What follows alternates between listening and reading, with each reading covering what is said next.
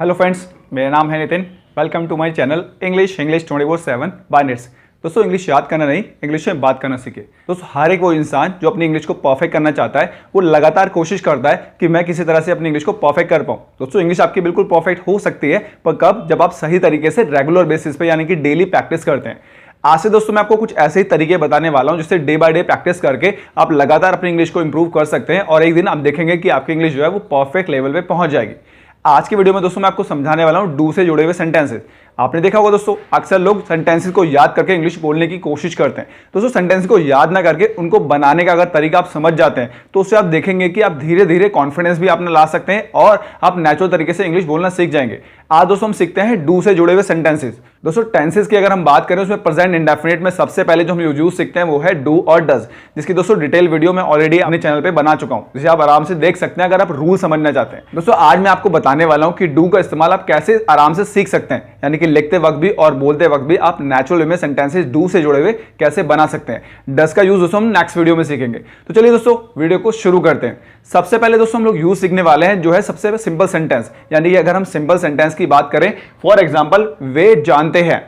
अब दोस्तों अगर हम प्रेजेंट इंडेफिनिट की रूल की बात करें तो सिंपल सेंटेंस में कोई भी वर्ब का यानी कि डू या डज का इस्तेमाल नहीं किया जाता है। तो वे को दोस्तों इंग्लिश में कहते हैं दे और जानने को इंग्लिश में कहते हैं नो। तो ये दोस्तों सेंटेंस हमारा क्या बन जाएगा? वे जानते हैं, तो इंग्लिश में आप इसे कहेंगे दे नो। अब दोस्तों यहीं से ट्रिक स्टार्ट होती है। आपको क्या करना है, आप सेंटेंस को याद नहीं करना है, इसको बदलना सीखना है। फॉर एग्जाम्पल अगर आप ध्यान दें तो यहां पे हमने लिखा है दे और यहां पे हमने लिखा है नो। बस दोस्तों यहीं से ट्रिक शुरू होती है। वे को हटा के दोस्तों अगर आप मान लीजिए लगा देते हैं हम, तो ये सेंटेंस क्या बन जाएगा हिंदी में? हम जानते हैं। तो इंग्लिश में दोस्तों आपको बस क्या करना है, दे को हटा के लगा देना है वी, तो ये इंग्लिश में हो जाएगा वी नो।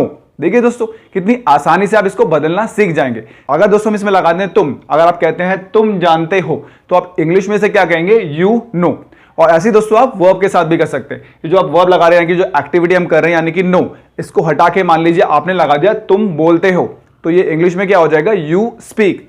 अगर आप कहते हैं हम बोलते हैं तो वी स्पीक। तो दोस्तों लॉजिकली आपको करना क्या है, या तो आप इस सब्जेक्ट को बदलिए या तो आप इसको वर्ब को चेंज कर दीजिए, और दोनों में से किसी को भी बदल के उसको लिखकर भी और बोलकर भी इसकी प्रैक्टिस कीजिए, जिससे आप देखेंगे कि आपका जो कॉन्फिडेंस है बढ़ जाएगा और सिंपल एक्सप्रेशन यानी कि छोटे छोटे सिंपल सेंटेंसेस आप बनाना आराम से सीख जाएंगे।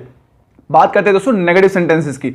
अगर हम एक नेगेटिव सेंटेंस का एग्जांपल लें, मैं नहीं जानता हूं। दोस्तों प्रेजेंट इंडेफिनिट में हम लोग अगर ता है ती है लगाते हैं तो वो उसमें काउंट किया जाता है। अगर मैं नेगेटिव में देखूं तो मैं नहीं जानता हूं, देखिए इसमें ता है आ गया, तो इसे इंग्लिश में आप कैसे कहेंगे? मैं की इंग्लिश हो गई दोस्तों आई।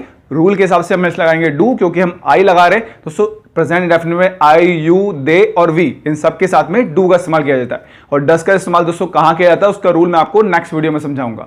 तो अगर हम कहते हैं मैं नहीं जानता हूं, तो इंग्लिश में से आप कहेंगे आई डोंट नो। डोंट का मतलब दोस्तों डू नॉट, तो उसको आप डू नॉट भी बोल सकते हैं और डोंट भी बोल सकते हैं। तो इसे आप क्या कहेंगे? I don't know. अब यहां भी दोस्तों वही ट्रिक अपनाइए, या तो आप इसको आई को चेंज कर सकते हैं या तो आप इसको चेंज कर सकते हैं नो को। मान लीजिए आपने मैं को हटा के लगा दिया हम, आपने कहा हम नहीं जानते हैं, तो इंग्लिश में क्या बन जाएगा? We don't know. अगर आप कहते हैं तुम नहीं जानते हो, तो ये इंग्लिश में क्या बन जाएगा? You don't know. देखिए दोस्तों कितना आसान है। अब दोस्तों अब ये सोचिए कि अगर हम इसमें ट्रिक समझ जाएं कि हम क्या चीज में चेंज करें जिससे हम किसी भी तरीके के छोटे छोटे सेंटेंसेस बनाना सीख सकते हैं। और ऐसे दोस्तों आप एक्टिविटी के साथ भी कर सकते हैं। नो का हटा के आपने मान लीजिए लगा दिया बोलना, तो आपने कहा मैं नहीं बोलता हूं, तो ये हो जाएगा आई डोंट स्पीक। मैं नहीं जानता हूं तो आई डोंट नो। मैं नहीं पढ़ाता हूं तो आई डोंट टीच।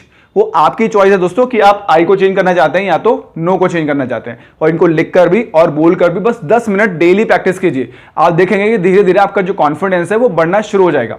अब बात करते हैं दोस्तों तीसरे तरीके के सेंटेंसेस की, जो हमारा शुरू होता है क्या से। मान लीजिए अगर आप हिंदी में कहते हैं क्या आप पढ़ाते हो, है ना दोस्तों, तो यहाँ पे आप बोल दीजिए या तो आप तुम बोल दीजिए। क्या तुम पढ़ाते हो या तो क्या आप पढ़ाते हो।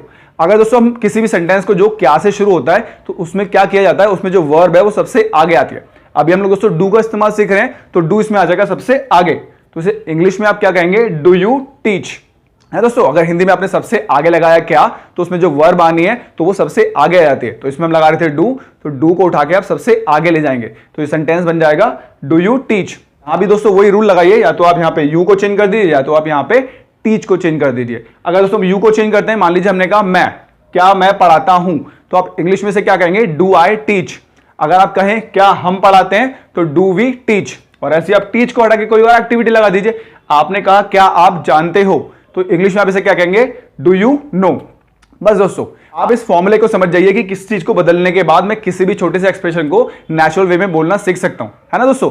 और बात करते हैं लास्ट एक्सप्रेशन की, जो है हम क्यों सोचते हैं। अगर मान लीजिए कोई सेंटेंस आप बना रहे हैं जिसमें कोई WH फैमिली का वर्ड आता है, जैसे हिंदी में मैंने लगाया क्यों, अगर इसे आप दोस्तों इंग्लिश में बोलना चाहें तो आप इसे क्या कहेंगे, वाई।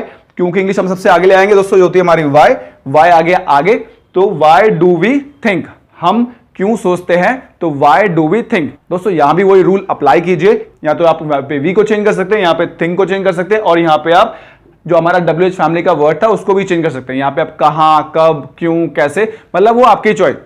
कोई भी WH फैमिली का एक वर्ड लीजिए, जैसे आपने कहा हम कहां खेलते हैं, दोस्तों कहां की इंग्लिश क्या होती है, वेयर, तो वेयर आप ले जाएंगे आगे, तो वेयर डू वी, और खेलने के लिए प्ले, है ना। हम कहां रहते हैं, तो वेयर डू वी लिव। दोस्तों यहां पे आप तीनों चीजों को बदल सकते हैं, यहां पे आप WH फैमिली के वर्ड को भी चेंज कर सकते हैं, सब्जेक्ट को भी चेंज कर सकते हैं, और आप चाहें तो एक्टिविटी को भी चेंज कर सकते हैं। देखिए कितने सारे ऑप्शंस आपके सामने आ जाएंगे। तो आई होप दोस्तों ये चारों तरीके आप समझ गए होंगे। इन 4 तरीकों से आप जितने चाहें उतने छोटे छोटे सेंटेंसेस बना सकते हैं, और डेली 10 मिनट प्रैक्टिस करके इसको परफेक्ट कर सकते हैं। आई होप दोस्तों डू का इस्तेमाल अच्छे से करना आपने सीख लिया होगा, और इसकी प्रैक्टिस आप आज से ही शुरू करेंगे। दोस्तों जब आप प्रैक्टिस करेंगे तभी ये परफेक्ट होगा। खाली दोस्तों रूल याद करने से या कुछ सेंटेंसेस याद करने से हमारी इंग्लिश परफेक्ट नहीं हो जाएगी। मेरा दोस्तों लॉजिक क्या है कि मैं आपको रूल्स को समझाऊं, ताकि उनको समझने के बाद आप अपने दम पर इंग्लिश बोलना सीख पाए, ना कि उसको याद करके बोलना सीख पाए। तो दोस्तों ये 4 एग्जाम्पल हमने सीखे, अब इसके छोटे छोटे एक्सप्रेशन आपको बनाने हैं। फिर भी कोई दिक्कत आए तो प्लीज वीडियो की कमेंट में जाइए या मेरे व्हाट्सएप नंबर में मुझे मैसेज कीजिए, ताकि मैं आपकी मदद कर पाऊं।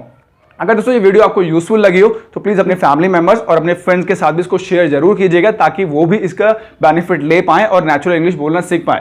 अगर दोस्तों आपको मेरी वीडियोस से कुछ भी बेनिफिट मिल रहा है तो प्लीज मेरे चैनल को सब्सक्राइब करना मत भूलिएगा, जिससे आने वाली यूजफुल वीडियोस के नोटिफिकेशन आपको टाइम टू टाइम मिलते रहे और कोई यूजफुल वीडियो आपसे मिस ना हो।